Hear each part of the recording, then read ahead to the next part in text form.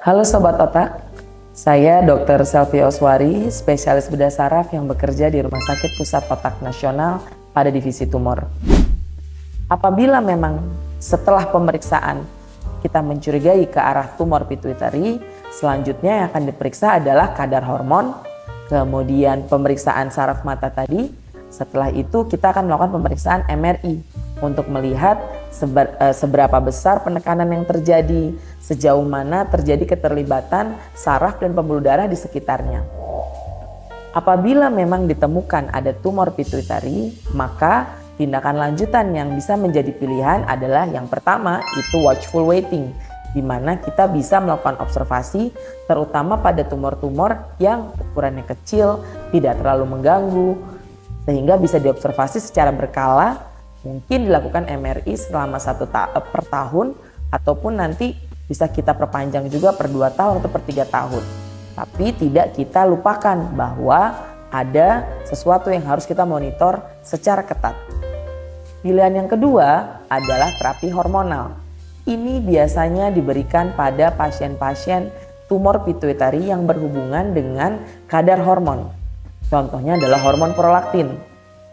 Apabila kita tahu bahwa hormon prolaktinnya itu meningkat, sehingga keluhan yang sering terjadi itu adalah gangguan infertilitas, gangguan menstruasi, gangguan disabilitas secara seksual, secara fungsi seksual, kemudian keluar air susu dari payudara tapi sebenarnya tidak sedang menyusui, itu gejala-gejala khasnya.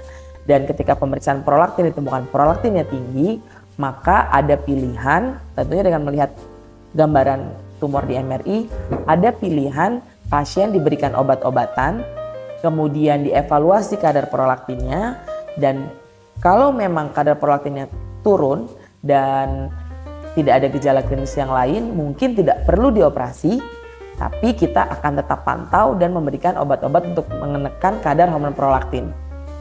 Dengan hormon prolaktin yang rendah, diharapkan akan berkorelasi secara jelas terhadap ukuran dan keterlibatan tumor pada struktur sekitar. Jadi kalau prolaktinnya rendah, diharapkan tumornya juga mengecil. Pilihan yang ketiga adalah operasi. Operasi ini juga kita bisa bagi approach-nya itu ada 2. Yang pertama adalah operasi yang secara konvensional, kita lakukan pembukaan sayatan di kepala, kita buka tulangnya, kita akses ke area di mana tumor pituitari tersebut berada. Namun ada juga pilihan yang kedua yang lebih minimal invasif, yaitu dari hidung.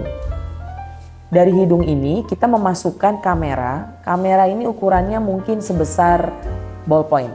Setelah itu dengan adanya kamera, tangan yang satunya lagi kita akan gunakan untuk mengekspos rongga sinus yang ada di dalam, yang sebenarnya adalah dasar dari di mana tumor ini berada. Tujuannya tentunya untuk mendapatkan direct access atau akses langsung terhadap tumor, dan kita bisa menemukan tumor terlebih dahulu tanpa menemukan struktur penting seperti bila dibandingkan dengan yang dilakukan pada saat operasi dari konvensional dari atas.